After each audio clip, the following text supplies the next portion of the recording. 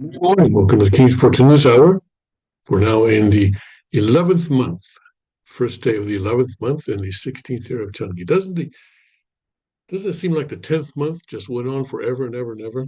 Well, it was only 30 days. And anyway, we are now beginning the 11th month today. Praise God. We still have 2 months left before the 17th year of Changi begins. Of course, on the Gregorian calendar, we only have, what is it? Well, including today, 12 days remaining on the calendar. But anyway, that's the Gregorian calendar made by a Roman emperor and a Catholic pope. All right. Let's see. Let's take our sojourn around the kingdom. Yes, around the country, around the kingdom. And right now in Chongpyeong, Tennessee, 25 degrees and clear, mostly sunny today, high of 53 tonight, partly cloudy, not as cold, late, low of 33. Farthest hometown, Cheongju, North Carolina province in Korea, what is now North Korea, mostly clear and 26 right now, getting down to 11 degrees.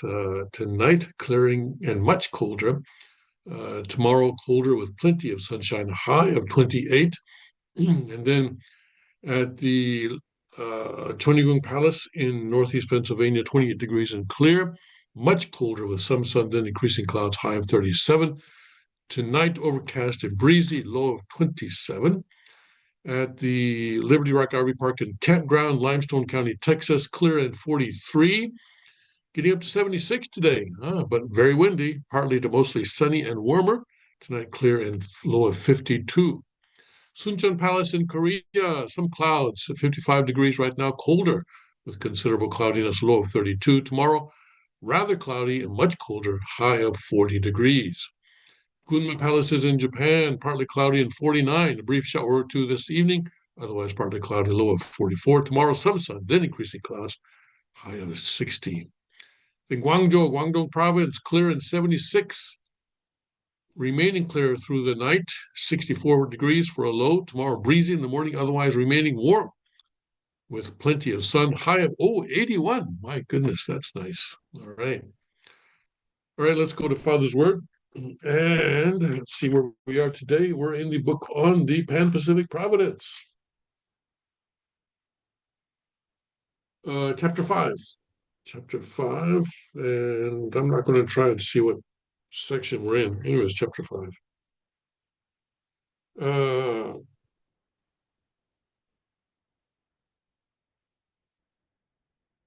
All right, so here, Father speaking November 11th, 1919. And this is a paragraph in a, of course, much longer speech. So, centering on God, Adam, and Eve, there were three archangel realms. And the three archangel realms, if you ask which countries they are China, United States, and the Soviet Union. This is now not opposing God's side. Centering on Father, they have all been connected. China, US, and the Soviet Union, 1990. This is actually Soviet Union. What was 9? This is about a year or so before the fall of the Soviet Union, I guess. And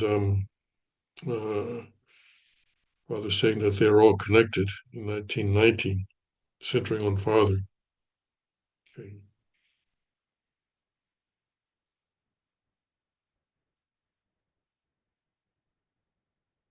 And well, China, assisted Father, or let's say they cooperated with Father's visit to North Korea, well, by allowing it to happen, because Father had to go through Beijing in order to get to North Korea, and they could have stopped that, but they didn't. And of course, the Soviet Union, Gorbachev met True Father there, and in the U.S., the U.S. of course, Father was working in the U.S., so I think that is what he's referring to here. Yeah. And you may say, well, things have changed, but Father would say that okay, once a victory is won, then it's kind of banked. You know that show Who Wants to Be a Millionaire, where you go up and you answer questions and or the contestants answer questions, and at a certain point, um, if they get to a certain point, then they're even if they go higher and then miss a question and fall down, they don't go all the way down. They come back down to a certain level. It's because they say, okay, that's been banked. And fathers sort of had it like that. For example, when he was crowned um, in the U.S. Senate office building, and U.S. senators bowed to him. Father said, "Okay, well, no matter what happens, this happened, and it cannot be taken back. It cannot be erased." Basically, he didn't use the word banked, but it's been banked like that in that program. So I think also, what happened in 1990, what Father was referring to in November 1990, was also something that was banked. In other words, a condition for those countries was set. Soviet Union, of course, now Russia and China, very different country right now. And we're going to be talking a lot about China today, by the way. I guess we often talk about China, don't we? Yes, but we will see what happens. We don't know what sort of conditions have been laid and what the effects of those conditions are, but uh, God knows, Father knows, and right now things are moving in China. Anyway, today let's go to this story in the Epic Times.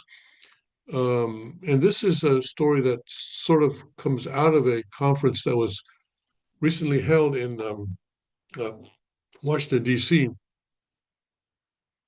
And Epic Times, I guess, interviewed General Charles Flynn, I think, on the sideline or around about the time of that conference, and um, they're talking about it here. This was on December 9th, 2025. Maybe this was a little bit before that conference.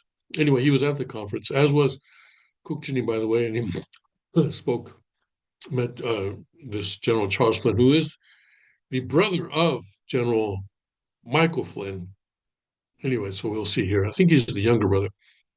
So anyway, let's go through this story and get his views on what's going on in the Pacific area. Okay. For the past decade, General Charles Flynn has thought about the threat of the Chinese Communist regime every day. Flynn retired as Commander General of the United States Army Pacific in November 2024. And before that, he served as Assistant Deputy Chief of Staff for Operations and then Deputy Chief of Staff for Operations for the Army. Okay, that sentence maybe needs some work. Anyway, his experience in the Indo Pacific began in 2014 when he assumed command of the 25th Infantry Division in Hawaii. A decade ago, few Americans were as concerned with the Chinese regime's threat to the free world as they are today.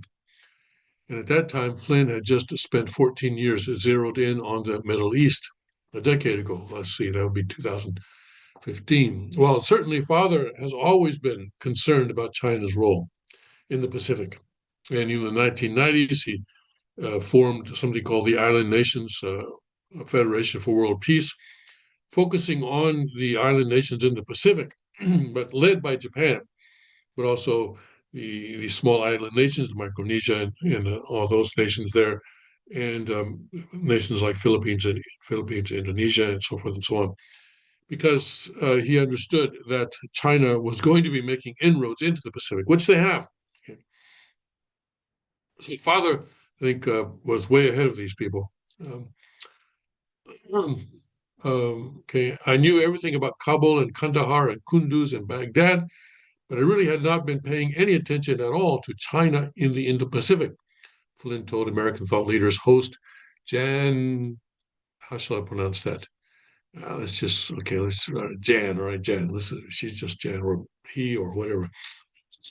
Ahead of the new assignment, his brother, now retired General Michael Flynn, invited him to the U.S. Defense Intelligence Agency, which he led at the time, for an overview of the threats the United States faced in the Indo Pacific. And it hit me as I was stuck in traffic on my drive back to Fort Bragg that I've got a lot of studying to do, he said. When Flynn began to learn that day, what Flynn began to learn that day still drives his mission. This century is going to be defined by the relationship between the United States and China, he said. Well, at least certainly the next, when this century, that's we're still what? Uh, we've still got 3/4 of a century left. We're only, 2025. And I don't think that the relationship between the United States and China will define the latter half of the 21st century, but certainly this decade and the next decade for sure, 35, 45, maybe the next 20 years, I suppose. But things are changing quite rapidly.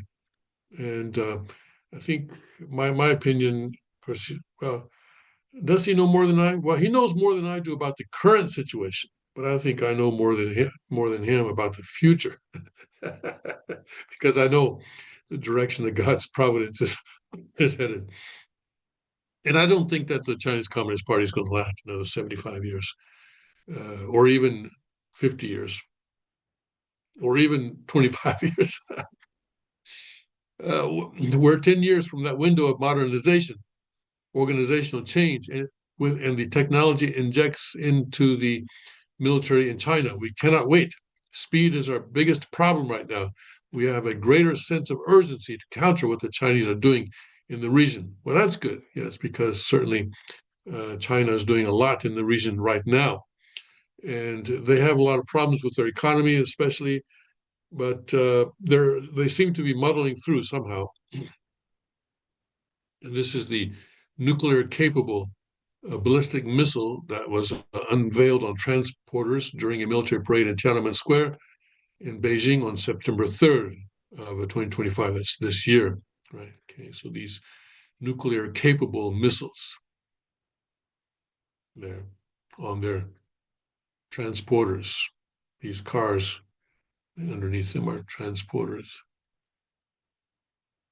With territories as far as Guam and treaty allies in the first island chain, the United States has security obligations as well as interests in the Indo Pacific, where the Chinese Communist Party has been aggressively expanding its influence. When Flynn turned his focus on the Pacific in 2014, the CCP was ramping up construction of artificial islands in the contested Spratly Islands.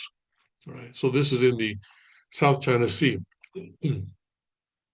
We're contested because Philippines claims, I think, also the Spratly Islands, and these are islands, but they're basically, shoals. In other words, they're kind of they were sort of rocks that were barely sticking out of the water. And then China decided, okay, you know what? We're going to go ahead and we're going to sort of fill in the gaps there and build some islands there. We told them not to build islands. They built islands. We told them not to militarize and arm the islands.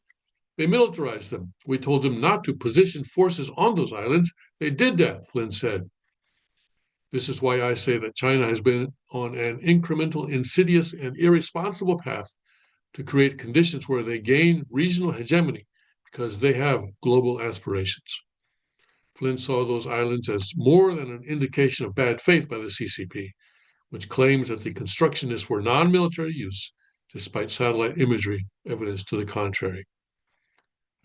I'm a land guy, so I see these land features being made, and I see terrain being created. Why? Well, because they were filling in the ocean, right? They were, to choke off the superhighway through the South China Sea, he said. Beyond being militarily advantageous, disruption in the area has tremendous economic implications because the area is believed to be rich in energy and mineral resources. Yeah, there's oil in them there seabeds, right? It is the site of fishing rights to 125 million people, and it is one of the busiest shipping lanes in the world, Flynn said. For years, the United States has maintained that the Indo Pacific is a priority theater, but Flynn and others have told the Epoch Times that allies don't always feel that U.S. actions are backing up those words. And this is a view of the an artificial island in the Spratly Islands.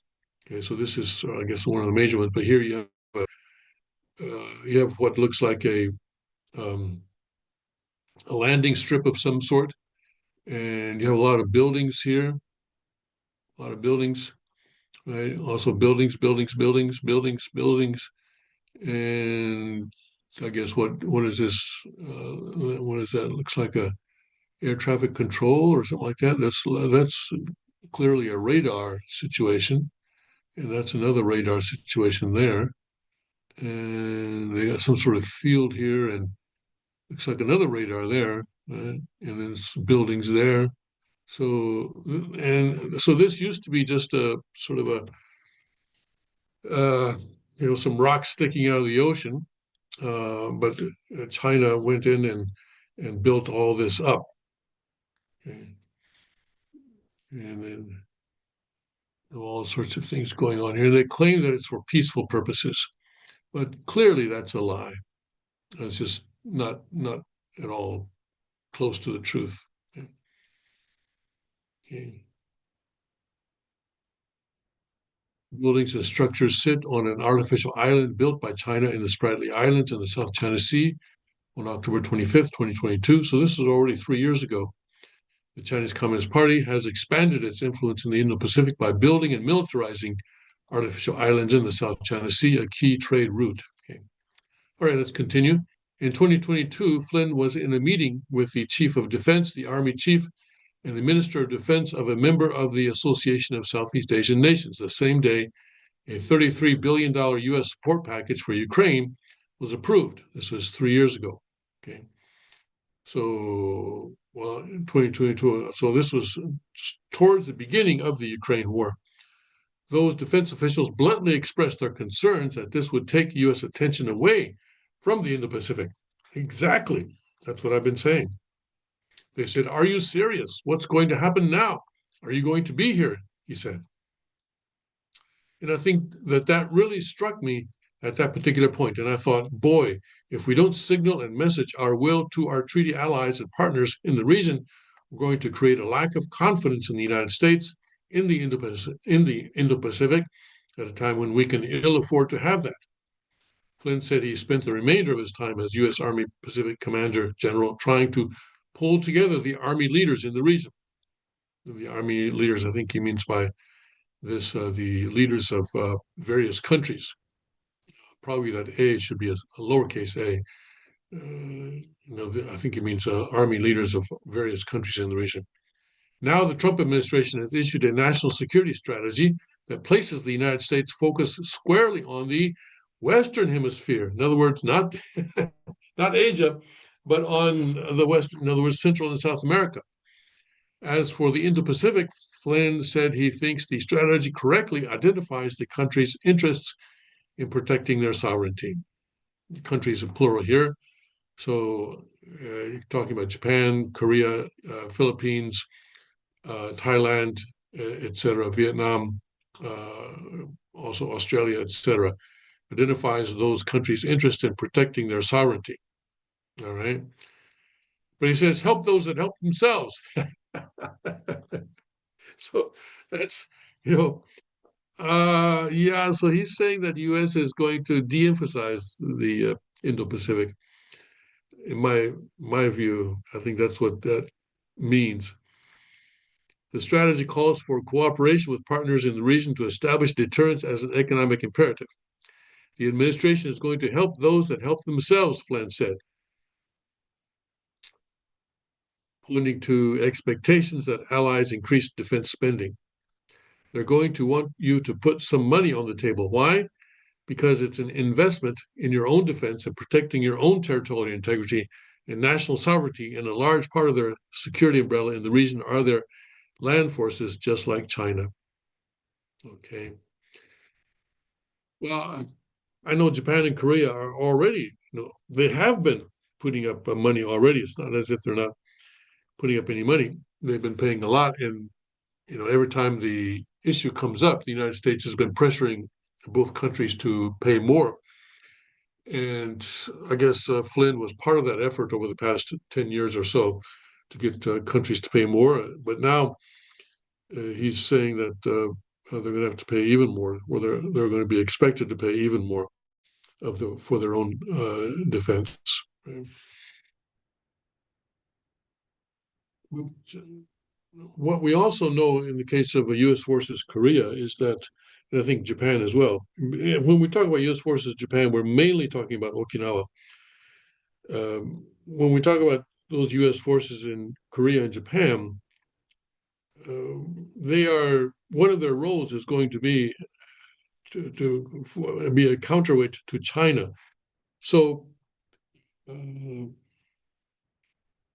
it's not just the countries themselves that are being protected. It's also the U.S. National interests in terms of countering China. Flynn often stresses that more attention needs to be paid to the land forces in this region.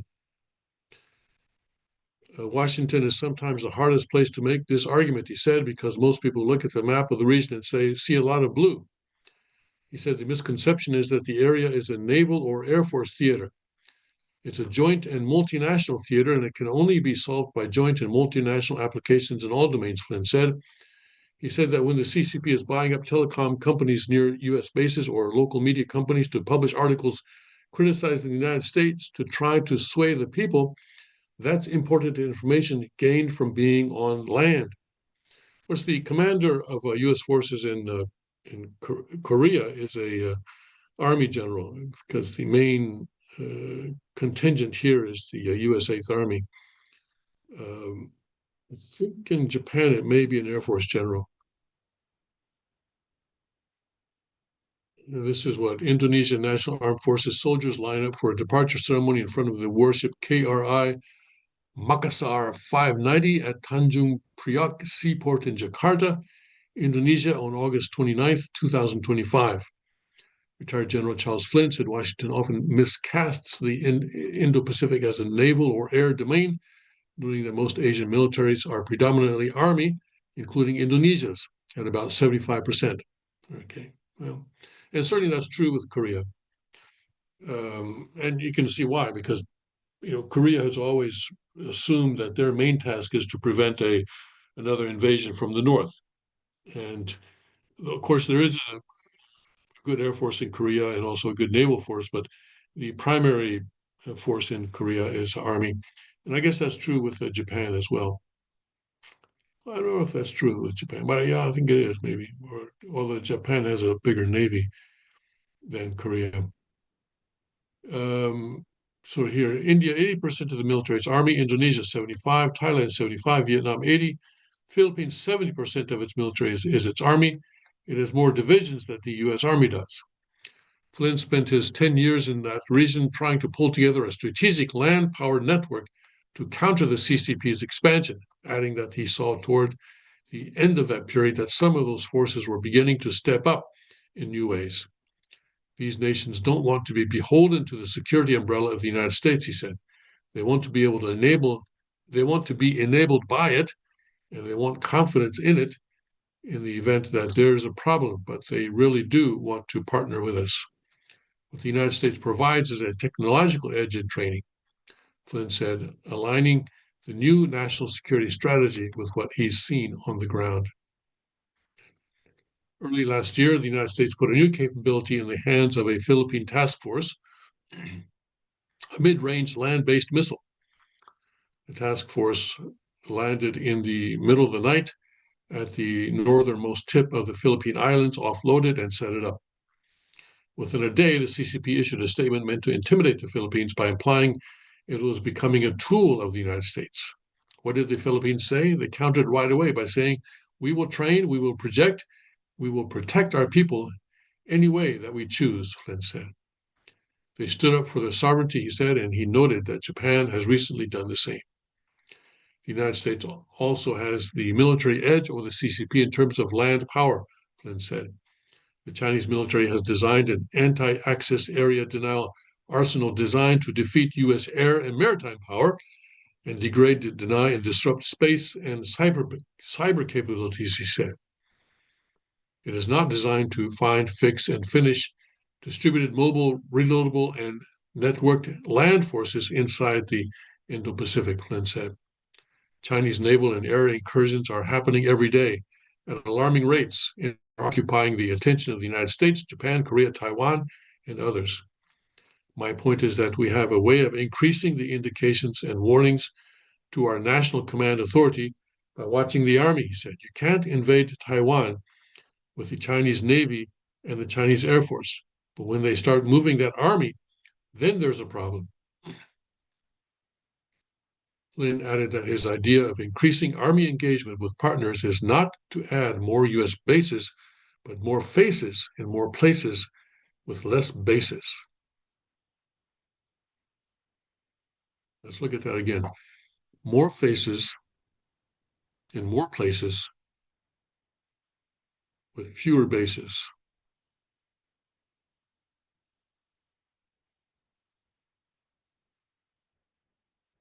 Okay. More faces in more places with fewer bases. Okay, I think I understand that. What that means is, well, thank you. You're going to explain it to us. Okay, good. Dynamic, rotational, and an increase in multinational and joint exercises that are out in the region, he said. Faces means more people, okay, in more people in more places, but have fewer bases. So they're going to be, I guess, working in the bases of other countries. We can't afford to have our deterrence questioned in the Indo Pacific, Flynn said, pointing to the history of World War II, which metastasized from a decade of regional wars. I could argue that two regional wars that we have ongoing today is because our deterrence faltered. And a third, you've got a global war on your hands. I could argue that the two regional wars that we have ongoing today is because of our deterrence faltered. Well, Ukraine, obviously, and what is the other one he's talking about? Middle East, I suppose, right? I guess. Okay. Securing supply chains. Flynn recently visited a magnet company where he was shown 5 jars of different magnets at various stages of processing. He said, "That's what we make." And I said to him, he said, "That's what we make. What in those 5 mason jars do you own?" Flynn said. He went to the third one and said, "Well, probably half of that." And that's all downstream to the production of the magnet. This is not a magnet that you put on your refrigerator, okay? This is a magnet that you put in an F-35 or you put into a precision munition or you put into a supercomputer, Flynn said. So it became very real to me that if we don't regain control of the far end of that supply chain, then that is an incredible vulnerability for the United States of America. Okay, he's talking about China there. China controls a lot of magnets. U.S., Romanian, and Italian soldiers take part in military exercises. This is in Romania in 2025. And Flynn has suggested increasing Army engagement with forces from other countries in the Indo Pacific. I guess sort of he wants this kind of thing to happen in Asia. Speed is of the essence when it comes to securing the supply chain on critical and strategic materials, Flynn said, for several reasons. First, the CCP has already demonstrated a willingness to weaponize the supply chain.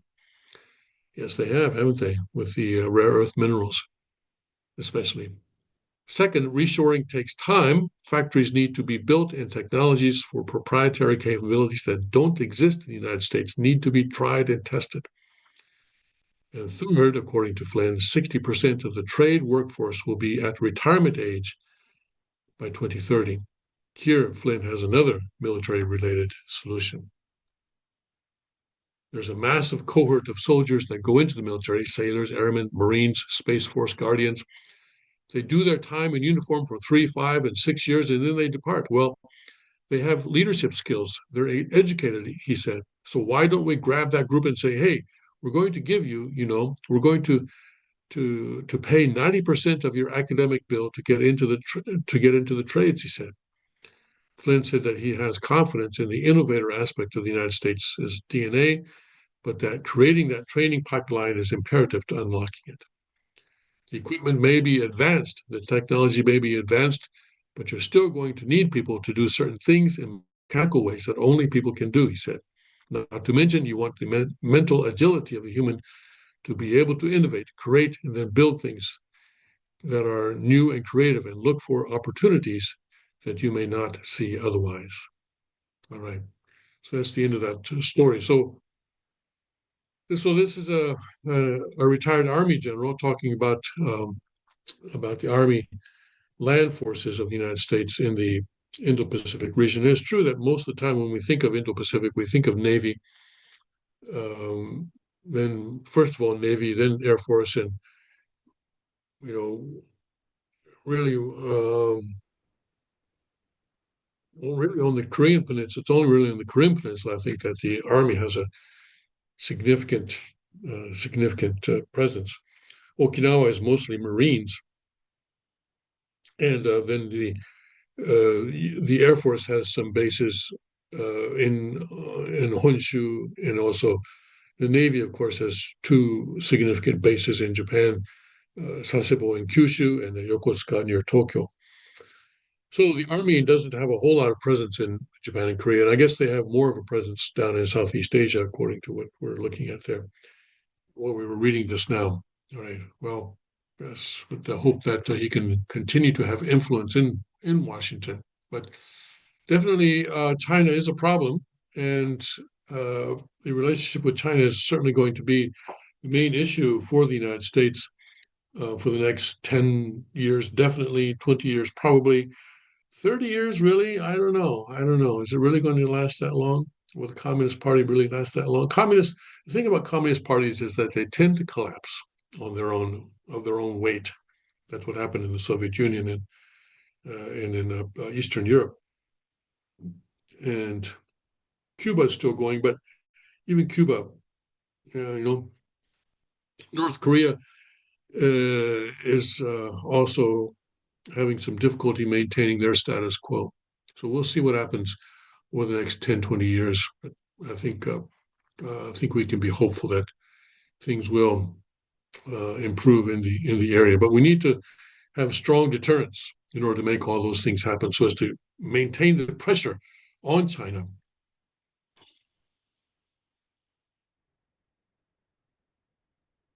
All right, let's see here. Now,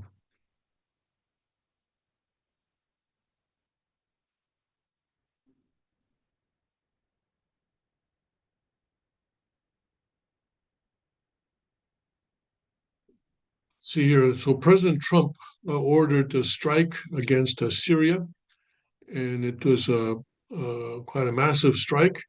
But he's saying that this is not the start of a war. This is only revenge. Um, let's take a look at Al Jazeera on this one.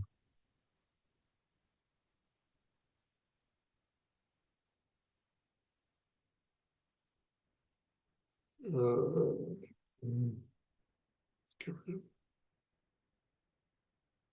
got rid of it. U.S. Defense Secretary Hegseth says attacks are a declaration of vengeance and lots of fighters have been killed. Okay. This is because I think it was two, wasn't it? U.S. forces were killed in Syria. So the United States military hit the ISIS thugs in Syria, President Donald Trump has said, a week after two U.S. soldiers and an interpreter were killed in Syria's Palmyra city. In a speech Friday evening in Rocky Mount, North Carolina, Trump said he ordered a massive strike on the terrorists that killed our three great patriots last week. It was very successful. It was very successful. It was precision. We hit every site flawlessly, and we are restoring peace through strength all over the world. You know, in his first term, he had that one attack on Syria, on Assad's forces in Syria, because it was alleged that Assad had attacked his own people with chemical weapons. But other than that, he really didn't do much with the military. But this time around, it's different, isn't it? He's really using the military in various places around the world. And here he says, we are restoring peace through strength all over the world.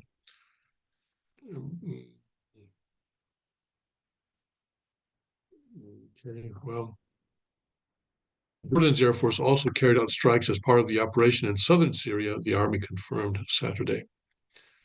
Rami Abdel Rahman, head of the Syrian Observatory for Human Rights, told AFP News Agency that at least 5 members of the ISIS were killed in eastern Syria's Deir az-Zor province, including the leader of a cell responsible for drones in the area.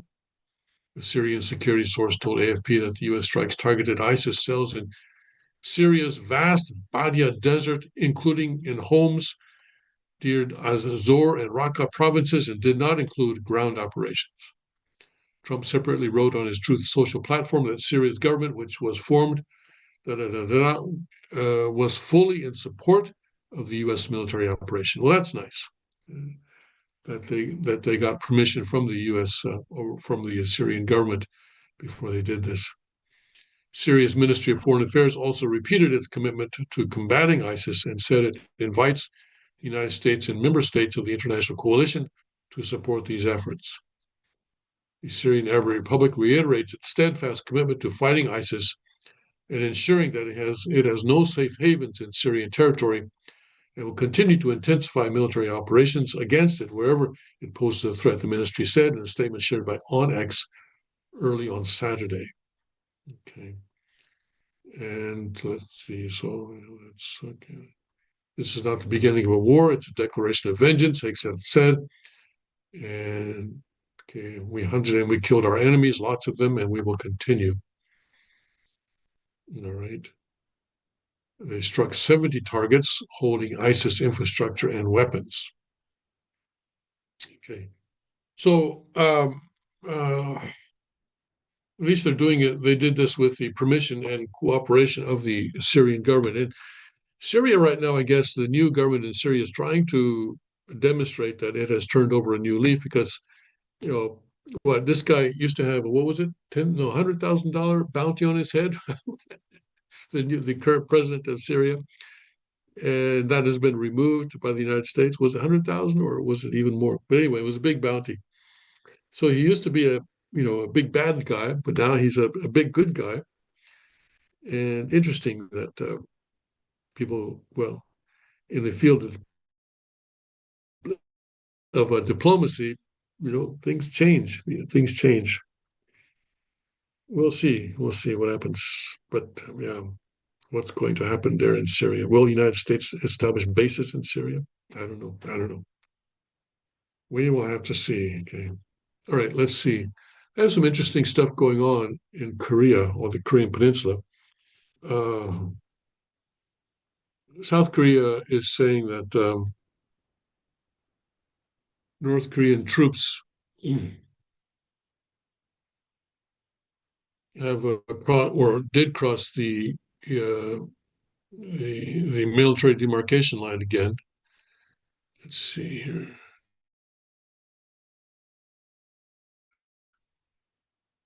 This happened last month as well, and I'm still skeptical about this situation.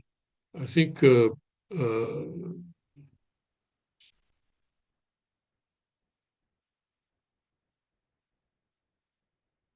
I think what's happening is that Lee Jae-myung, the president of South Korea, is trying to draw North Korea out to some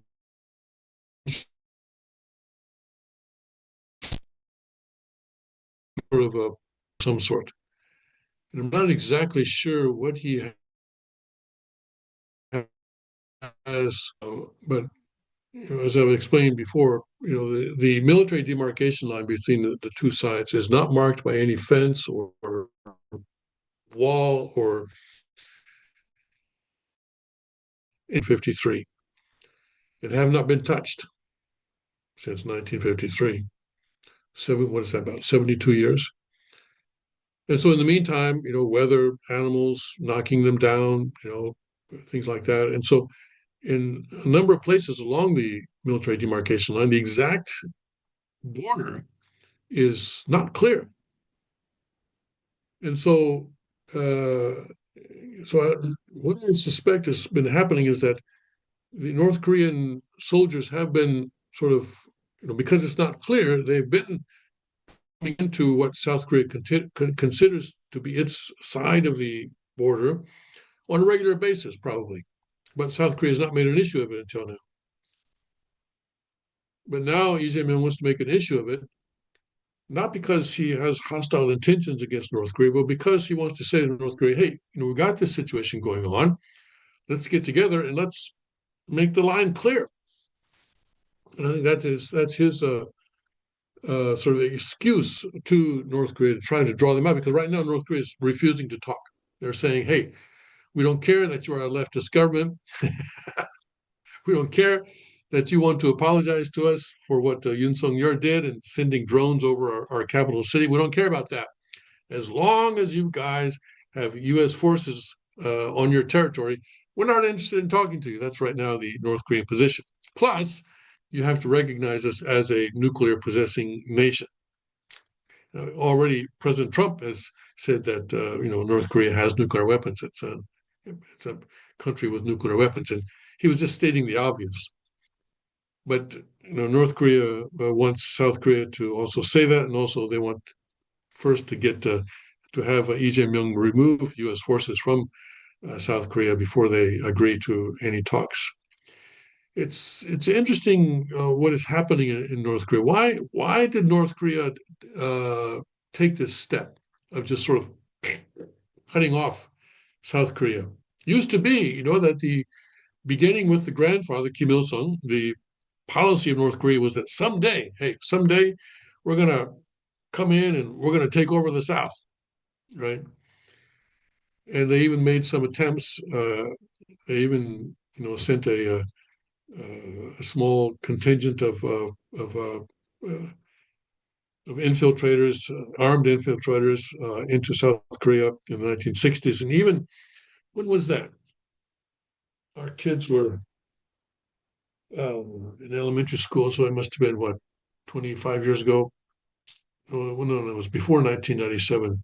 We were in Korea, and a North Korean submarine got stuck and grounded, and North Korean crewmen escaped, and there was a whole thing where they were running around the hills of South Korea trying to get back to the north. I think they finally did. They finally did make it back to the north, but those kinds of things were always happening. And now you don't hear that kind of thing anymore because North Korea just said, "Hey, we're not going to bother with the South anymore." It's interesting why to understand why they're doing that, and I don't think we have an explanation. Certainly not from North Korea, and I don't think any North Korea watchers have really explained that satisfactorily either. But something's going on in North Korea. All right, let's see here. Interesting story here on North Korea. Let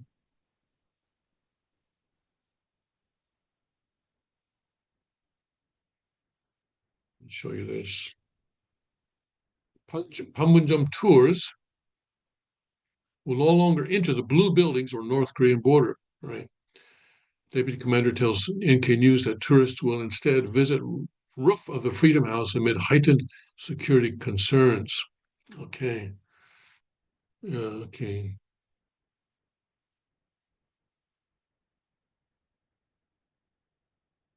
Right. So this is the South Korean building here. And the photographer who took this photograph is actually standing in North Korean territory because this riser here marks the border here. So the two men, this is Moon Jae-in, a former president of South Korea, and this is Kim Jong-un, current leader of North Korea. And these are all sort of, I guess these are all sort of, these are South Korean people in press, I suppose, maybe some North Koreans as well. But anyway, they're standing on the border.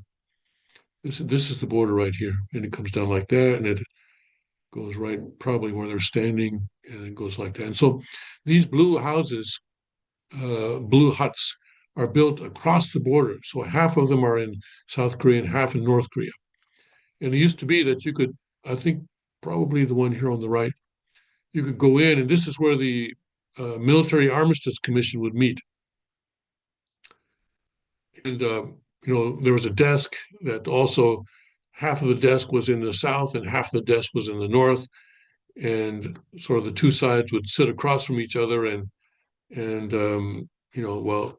argue and do such speak at each other, not with each other, but speak at each other and so forth. Panmunjom, very, very interesting place. And this is the South Korean building, and then North Korea also has their building on the other side, which is right now behind the camera. Okay. The UN command has fundamentally redesigned its Joint Security Area Orientation Tour to remove access to the blue conference buildings that straddle the border, ending the decades old practice of allowing visitors to take a few steps onto the North Korean side. UNC's deputy commander confirmed the overhaul in an interview with NK News, marking the most significant structural change to the program since it opened to foreign visitors. We've changed the orientation. You don't go into Conference Row anymore. And in fact, we go to the top of Freedom House instead. So you then go to the top of this building here, I guess. Okay? The redesigned route takes visitors to the rooftop of Freedom House on the southern side of the JSA, a location historically used by officials rather than civilian groups. Macaulay said the elevated position provides a broader view of operations on the northern side. You look down at their headquarters and you can see back into their rear area a little bit. He said you can see into the propaganda village and you can see the flagpole. You can see way more of the contextual area, the propaganda village. It's and the flagpole, the famous flagpole. Oh my goodness, yes, the problem flagpole. Uh, he described the geography as clear from above, calling the Joint Security Area peninsula on the peninsula. But the UNC has also removed VIP access to a metal tower overlooking the JSA, which was reportedly installed in the mid 2010s with CCTV cameras. Entry to the Military Armistice Commission's T2 room, the centermost blue building in the military demarcation line, is now restricted almost entirely to high level delegations. There are still a few VIPs that get to go in, he said, but even that is really minimal. However, several high level diplomatic delegations that toured Panmunjom in recent weeks did not enter the building, informed sources told NK News. So this is Freedom House, I believe. Uh, yeah, and I don't know. This is sort of another South Korean building.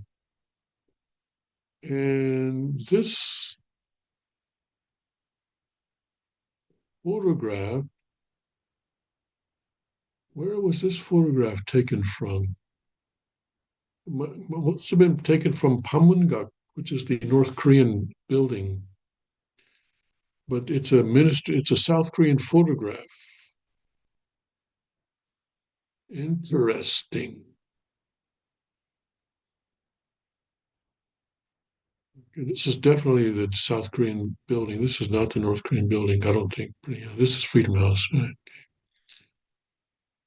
So how did they get this photograph from the North Korean building? Anyway, the change to the tour program comes over 2 years after U.S. soldier Travis King dashed across the border and into North Korean custody while on a tour of the JSA. Ah, and there you go. One guy acts up, one guy breaks the rules, and now everybody has to suffer, requiring a months-long multinational diplomatic effort to secure his release. And again, why? I think I asked at the time, why? The guy wanted to go to North Korea. He went to North Korea. Why? Why was there a months-long multinational diplomatic effort? Anyway, Macaulay said the redesign reflects interagency risk assessments and the current threat environment, seeking to reduce unnecessary exposure while preserving education function of the tours. Public relations people really get paid well, don't they? Anyway, these sentences they create, they say as little as possible with as many words as possible. When it eventually opens, you'll see how it actually different tour, he said. I wonder if this is AI. I wonder if it's AI. It must be AI.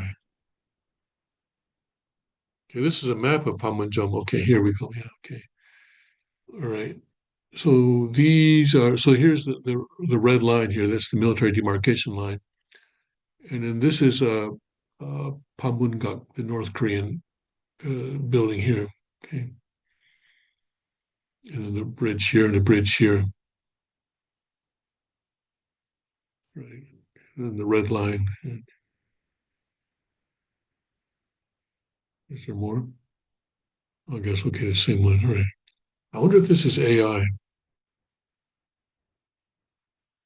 Hmm. Anyway, okay. So let's see here. Um, but Macaulay said public tours remain suspended until UNC and the Iraq Defense and Foreign Ministries agree conditions are acceptable for resumption. Everybody has to be comfortable with the risk that still exists because it still exists, he said. Macaulay said UNC had been on a trajectory toward reopening until December 3rd last year, the day when now impeached President Yoon Suk Yeol set off a domestic crisis by briefly declaring martial law. While South Korea resumed limited tours to Panmunjom earlier this year, the program is only available to government officials, journalists, and members of educational programs, not the general public. In the past, the highlight of JSA tours was the visit to the iconic blue buildings on Conference Row, right on the MDL, military demarcation line, dividing the two Koreas. Inside the Center T2 building, visitors could actually cross the MDL into North Korean side of the JSA and take photos next to ROK soldiers who stood guard. The tour format survived periodic suspensions after high-risk incidents, including during the pandemic, but increasing tensions following North Korea's declaration that it would treat South Korea as a hostile enemy state, the collapse of the 2018 Inter-Korean Comprehensive Military Agreement, and Travis King's border crossing all contributed to a review of ground level visits to the JSA. Mm. Yeah. So they're saying that there's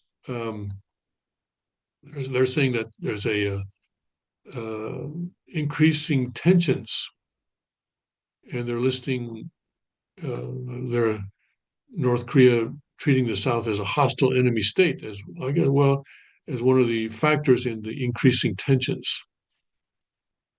Okay, interesting. So right now, Lee Jae-myung is trying to draw North Korea out to into discussions, I guess, in order to try and ease those tensions. And I don't know what he has in mind. Probably not anything good, and it's probably maybe a good thing that North Korea is not responding to him.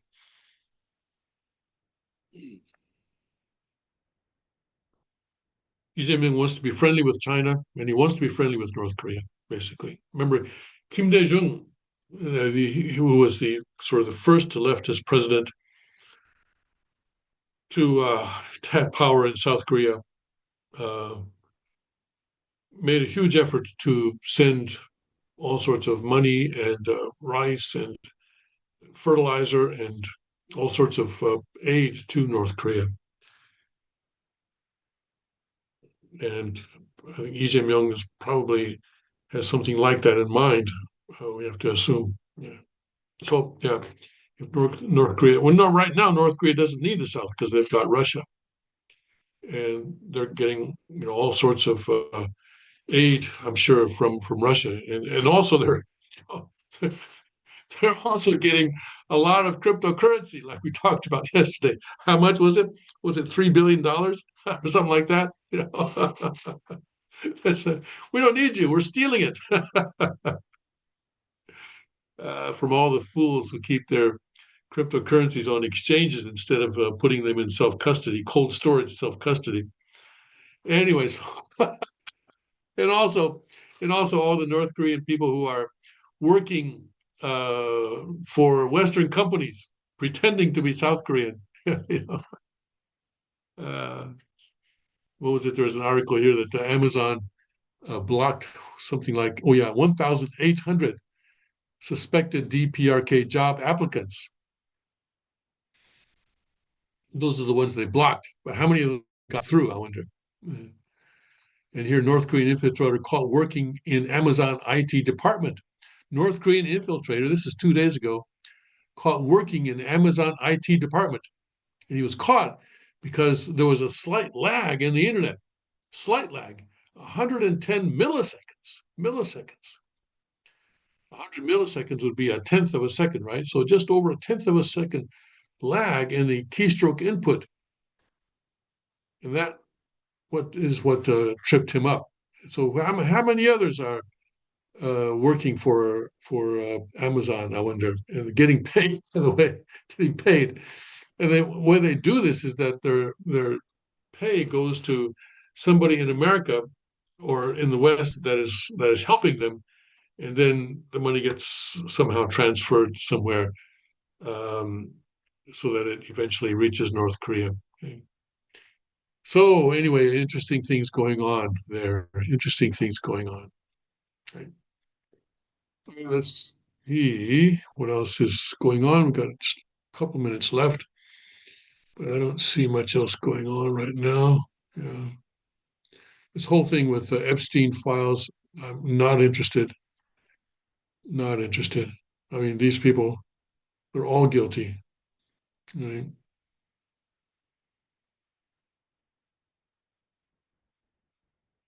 All guilty. Sickening.